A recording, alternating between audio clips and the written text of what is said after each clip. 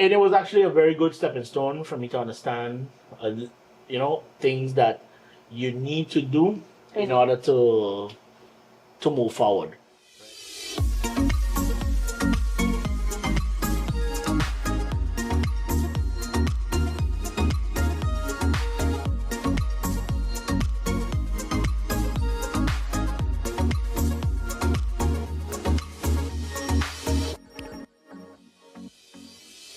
Hello, my people, and welcome to another episode of Sit, Sip, and Chat.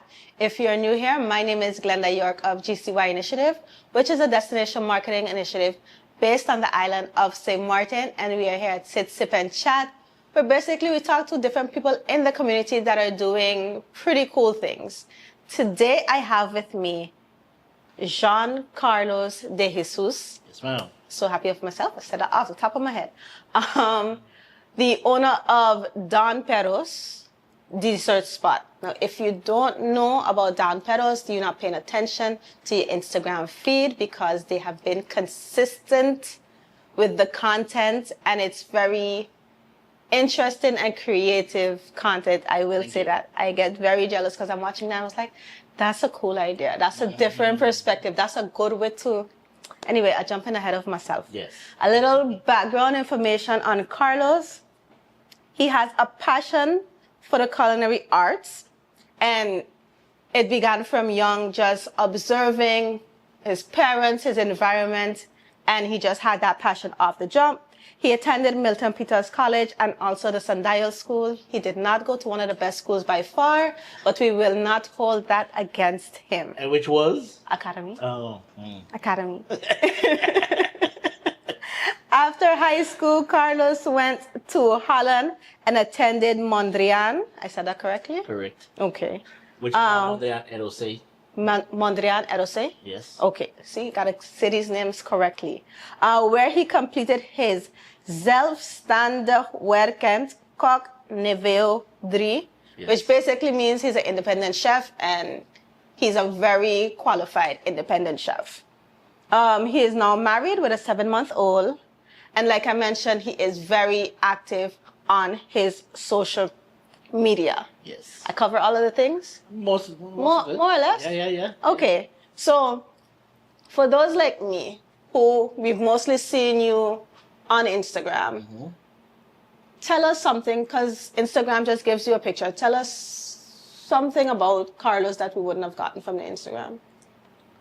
Ooh, that's a tough question here, off the bat. Off the bat. Well, I'm kind of an open book, so I really express myself through everything that I do. So I would say that, you would get it from my Instagram no matter what. I'm very passionate. When I focus on something, I really focus on it. Okay. I really go for it. Because to me, it's just like, if I'm interested in it, there's nothing else. I can't focus on anything else. I just have to finish what I'm doing. Yeah. So that, like I'm saying, on my Instagram feed, on my social media, that I guess would come across because I am very passionate about everything that I do. Oh, nice. Yes. Oh, nice. So then where did the love, I want to say the love for baking, but let's start with just cooking, because we were talking off camera about you just liking to be in the kitchen. Yeah. So of course, obviously, like most chefs would say, you saw your parents, you saw your mother. My dad worked in the restaurant industry all his life practically, so I grew up knowing restaurant all my life. And then of course at home I would always try to replicate things that I would see in the restaurants, try to do stuff. My mother would just all the time like, get out of the kitchen because I would burn myself. I would be 8, 9 years old, 10 years old and trying stuff that an 8, 9-year-old shouldn't be doing, but I was just a daredevil. I just didn't really care too much about life, whatever. I just want to cook. Yeah. So basically, I would go and in the kitchen and I started off doing, the first thing I really started off doing was pancakes. I just loved doing pancakes. One of my goals was to be able to flip that pancake. And have you mastered flipping? Of course. And then, of course, from there, just went on to trying other stuff and doing all kind of things. So basically, yeah, the love for the kitchen came from the parents, um, and then it was just to me. I never really had no other option. To me, there wasn't any other option to do. Like I never really. I would always say as a kid, "Oh, I want to be a doctor. I want to be a spaceman. I want to be this, whatever the case may be." But it was always going cooking. to come back to cooking. As a matter of fact, so much so it always pulls you back. Your pole, your north star, all pulls you back. Because I did leave the restaurant industry for a couple of years. What did you do? I actually was a salesman at a very prominent car dealership on the island. Okay. Yeah. How did that go? Very well. Yeah. Very well. I worked there for about 6 years. Did you enjoy it? I did. I very much did. Actually, that kind of what sparked me to become an entrepreneur. Okay. So, basically, like I said, your North Star always just pulls you back to where you need to go. Because I was working at a restaurant here on the island that I started with the owners, and it didn't go very well.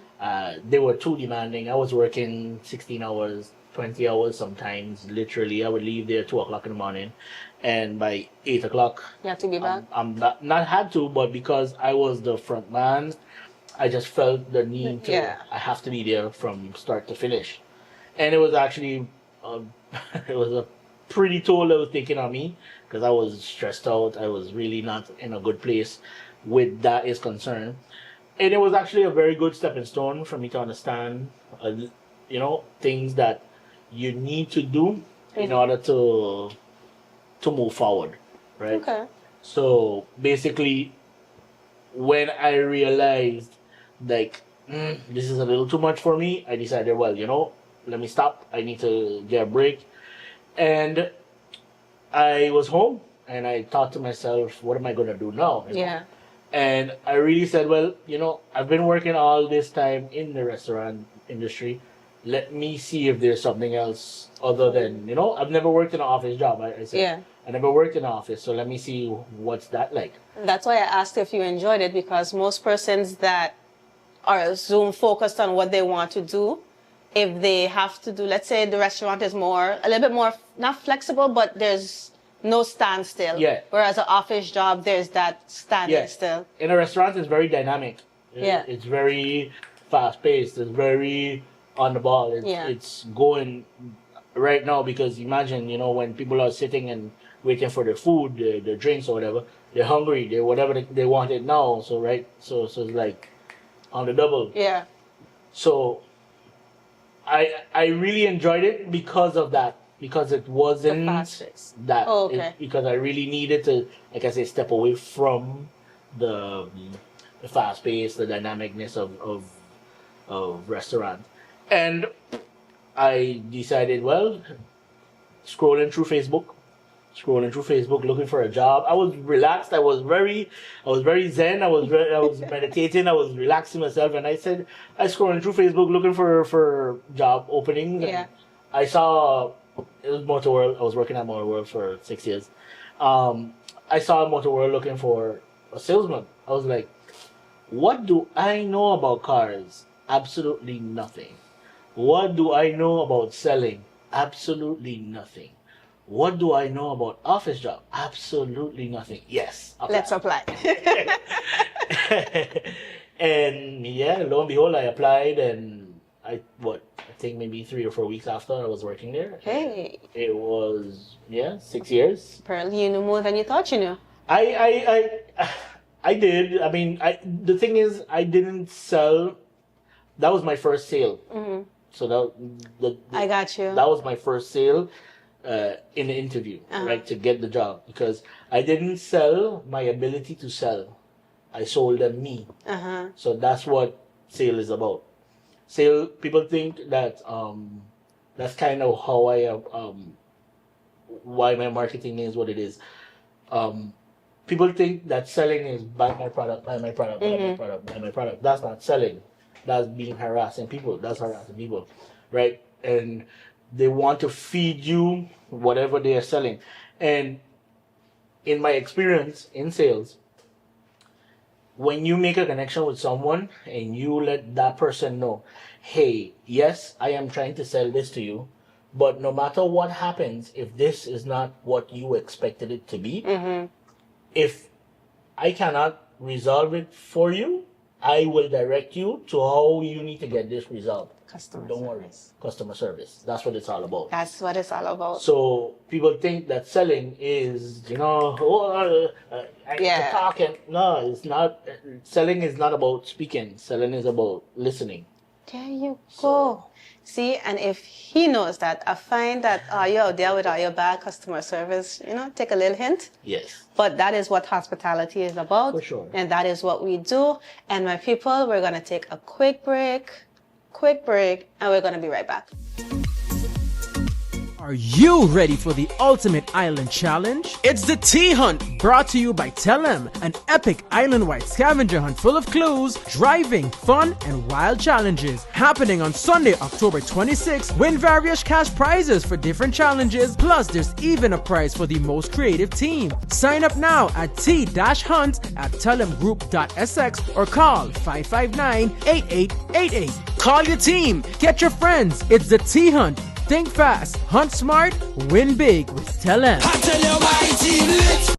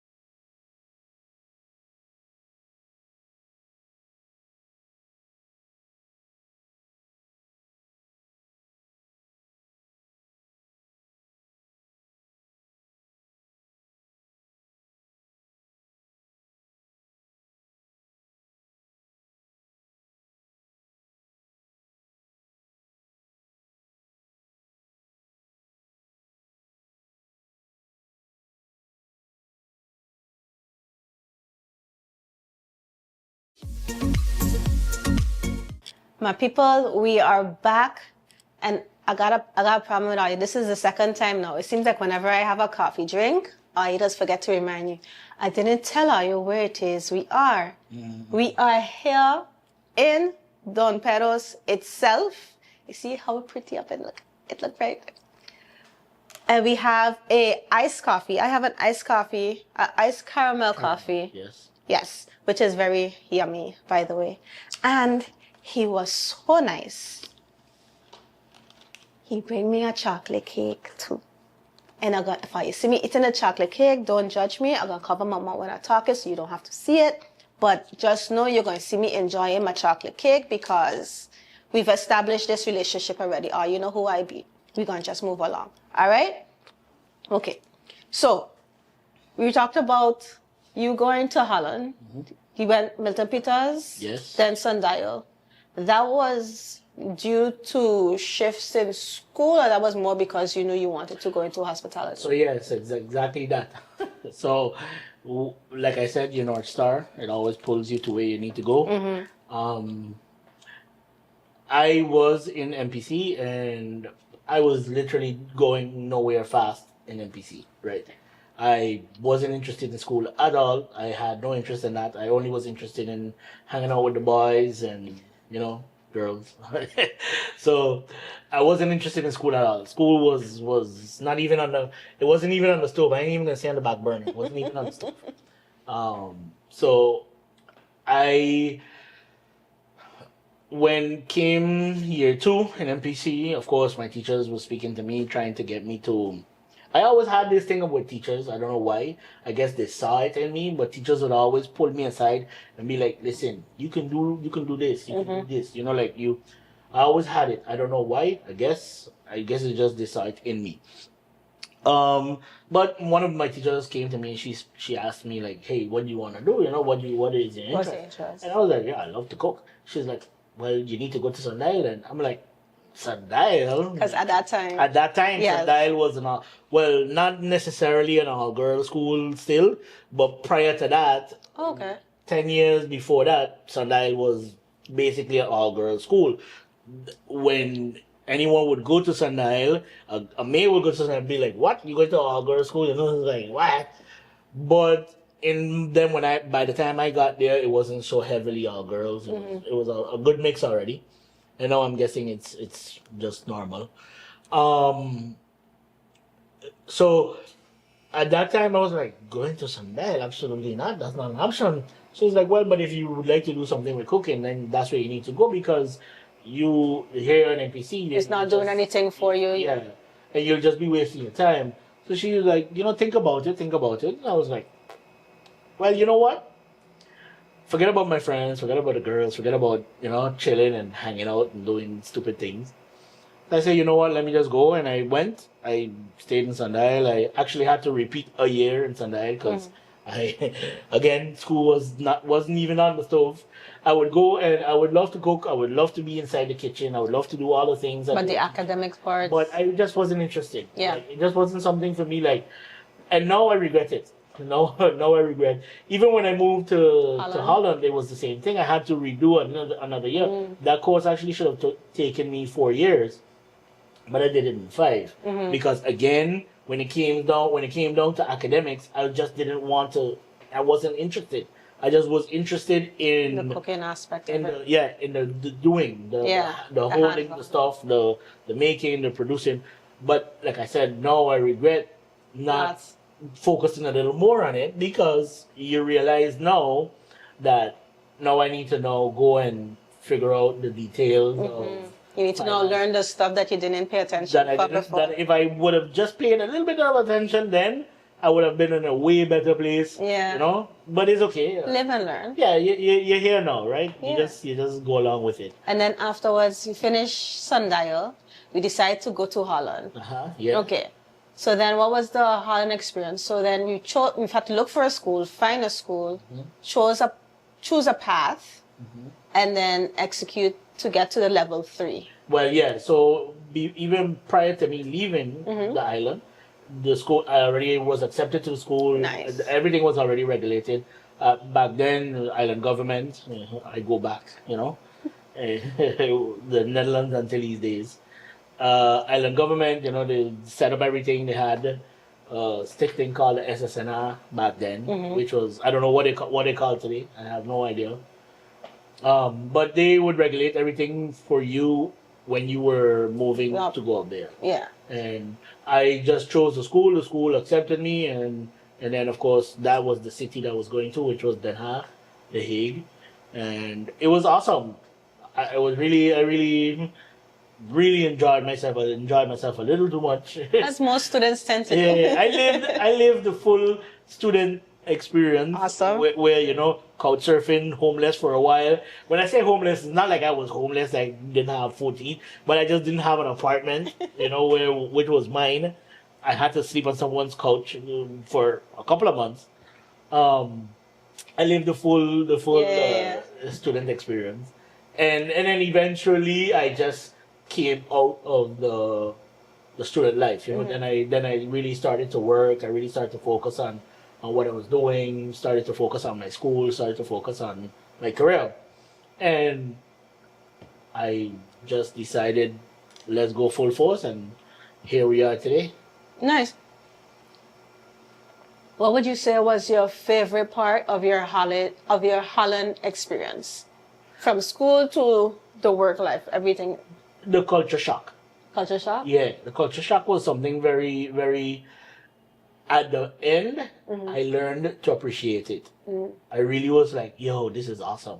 Because it was maybe I want to say 2 or 3 years before me moving back home is when I started integrating into the Netherlands. Yeah. When I started to leave St. Martin behind and started to think, not necessarily like a Dutchman, but when I really started to say to myself, listen, if I'm gonna live here, I need to become part of the community. Yes, you can't fight it any longer. You can't just want to be this is who I am, and so I really started integrating in the community, and then I realized certain things as to why they did what they did and how they Yeah. did what they did. And you saw the benefit in it. And then I saw the benefits in it, and then I was like, "Hey, listen, it can only work for your better." Yes.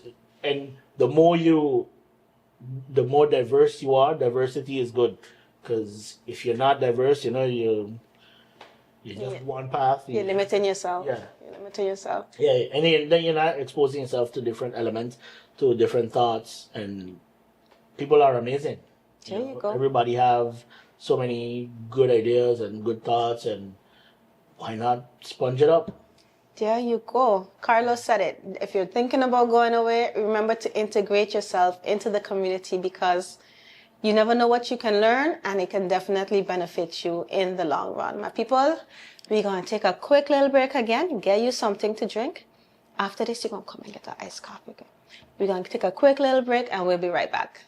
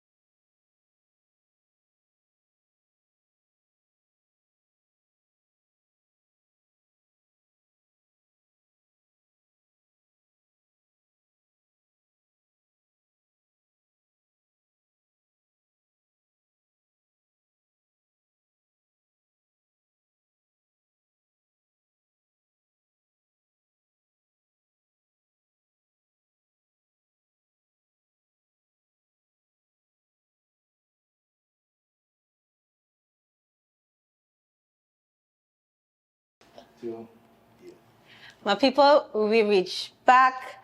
I still enjoy it. I'm trying to pace myself, but it's hard. But we reach back.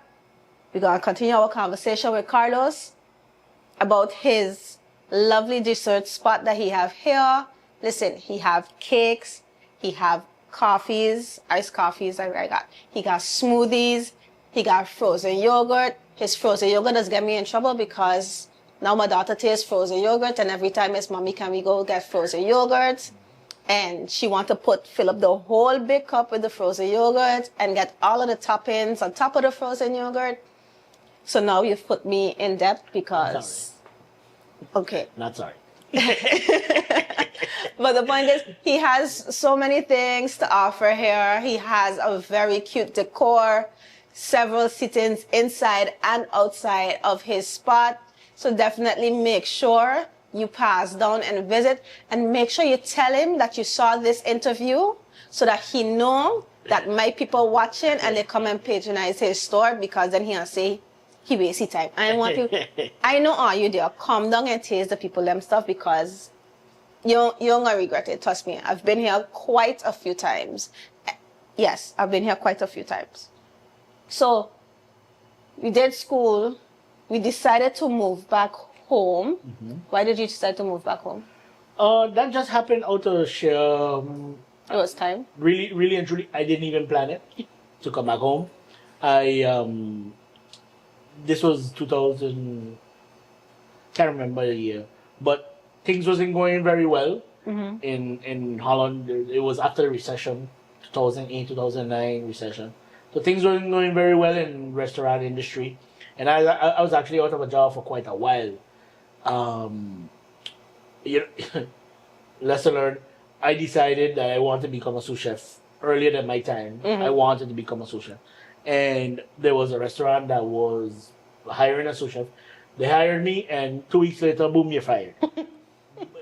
Later on, a couple of months after I came to find out exactly what really happened, it was just simply that the restaurant was going out of business, Okay. and they were expecting to come out of the recession sooner, and they just didn't. And I think maybe 6 months after that, they closed. Yeah. So I was out of a job for a while because I left my comfortable job where I was, and I wanted to become sous chef, and I asked to become sous chef, and they said, "No, you're not ready." And I was like, "Yes, I am." And then I went, and then boom, I got fired. And I was like, "Oh, all right." So the lesson to be learned is relax. Take your time. Yeah. So now I was out of a job for a while, and again, Facebook has been very good to me with that concern. Let's scroll through Facebook, and I saw a job opening in Mallorca, Spain, Okay. which is an island in the Mediterranean Sea, and they were looking for a chef, and I applied. I got the job, and I worked there for 6 months. But those 6 months were one of the most grueling 6 months I've ever had. They were 6 months of no day off, and I was working from 11 in the morning sometimes till 12, 1 o'clock in the morning, and I could wake up the next day to do it all over again. And you would think that, I would be like, I'm tired, I should go home and relax after working.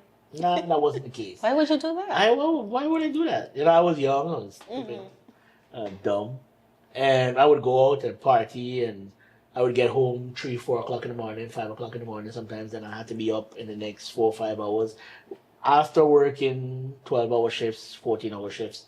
So really grueling, but it really taught me something again, which was the will to push through. You just needed to push through. Because in life, sometimes there's things that you might not want to do, you might not want to, it's not the most pleasant, but you have to do it, and you have to push through it. And yeah, so when that finished, I quickly said, well, this is one and done. I wasn't going back there again. I wasn't doing it. Did it, done, good. And when I got back to Holland, something just was like, let me go home just to see what it's like. I came home, and I never went back. Never went back. Okay, and then we went. How long was it from being home? So then you came home and then worked at Motor World and then started here? Or? No. When I came home, then I started working in different restaurants. I went back into the restaurant industry as soon as I got back. And I bounced around a little bit here and there. And then is when I met the people of the restaurant that I was going to... So you started open, yeah. And that happened, and then Motor World, and it was 6 years. Okay, and then what made us decide, you know what, I'm going to open my own space, and then how did you come up with the concept? I didn't come up, how do I say it? It wasn't something I decided, it was pushed onto me. Okay. Right? So, while at Motor World, and it was a good experience, I really had a very good experience there. Being business aspect, all types of things that I've never seen before because of working in the restaurant industry. And then there were two major things that happened, which was number one, Irma. So we all know what happened through Irma. We went through that. That actually motivated me more to stay at Motor World, because sales was actually after that. Yeah. After a while, it was booming because everyone needed a car, the car get mashed up and all type of things. Yeah. So sales was very good, and I was very motivated. I really liked it over there. I really was enjoying it. But then COVID. So obviously now it was two major things that happened. So hurricane was something that we knew we would come out of very quickly, or not very quickly, but we knew that there was going to be an Like, end to yeah. it, right? An end to the craziness, to the chaos. But then with pandemic, it was like uncertainty. It was like when will we get back to normal? Sales were like down to the ground. It wasn't much. It wasn't anything that we that we wanted. And I was a salesman and I was working on commission, right? So Sales down. my salary was nothing compared to what it normally was. And my wife, back then she was my girlfriend, but now she's my wife. At the time, she was like, "Hey, but why don't we do something with cooking?" I was like, "Cooking? I really don't want to go back into the restaurant industry right now. I don't. It's too messy. It's too smelly. Everything. She was like, "Okay, but why don't we do something with food?" I was like, she was like, "Why we don't do something like with cakes?" I was like, "Cakes? What do you mean?" She said, "Yeah, because anytime any one of my friends would make birthday or whatever, I would always bake them that cake because that cake has been my staple. Yeah. That's always been my go-to cake." So she was like, "Well, why we don't we go into doing something with cakes?" I was like, "What you mean, like selling it by the slice?" She was like, "Yeah, why not?" I was like, "But where?" She was like, "What we could do it on WhatsApp. You could carry some to Motor World." And lo and behold, we said no problem. We just bought some pans to get things rolling. And we started it. I started doing it. I started carrying them to Motor World, and I was selling out like hot bread. I was like, "What? This is a good idea." And we started doing that. And a friend of mine, and we were selling 4 or 5 cakes like by the slice on WhatsApp alone. We would just post like, "Hey, cakes available." Yeah. Boom. Gone. Sale. Boom, boom. 4 or 5 cakes a day by the slice. And then a friend of mine told me about this place that was for sale. And she said, "Hey, listen, there's this place down in Simpson Bay, a frozen yogurt shop that's for sale. Wouldn't you want to buy it?" I was like, "I really don't want nothing, no brick and mortar. I really don't want anything like a store like that, right?" She's like, "Just go and check it out. You never know. Maybe it's something that you might like and you can incorporate it with your desserts, with your cakes." I was like, "You know what? Let me go." I walked in here, and this decor, as much as I would like to take credit for it, it's not me. It's the previous owner. Okay. But the minute that I walked in, I was like, "Ooh, wow, this is nice. I really like this space. It's something different. It's not what you see all over on St. Martin." So I was like, "You know what? I love it." And 3 months after I walked in, I bought the place. Nice. And that wasn't easy. That wasn't easy at all. The financing and everything was not easy. But I got through because like I said, when I focus on something, when I put my mind to it, I go for it. And Here we are. here we are. Here we are. And how long ago that was? 4.5. 4.5 years. 4.5 years. So we had that whole big long journey to be here now, for me to enjoy this cake and this iced coffee. And I'm mad that you went through all of that so that I can enjoy this cake and this iced coffee. I appreciate you. I appreciate your wife for pushing you. Yeah, shout out to my wife. See, I love you. Wives just do good things. Yeah. And if I can give any advice to anyone out there, listen. Just listen to your wife, listen to your spouse. Most of the times, they are right. I know sometimes we men like to think we are right. The majority of the times, the wife is right. Cough, cough, cough, cough.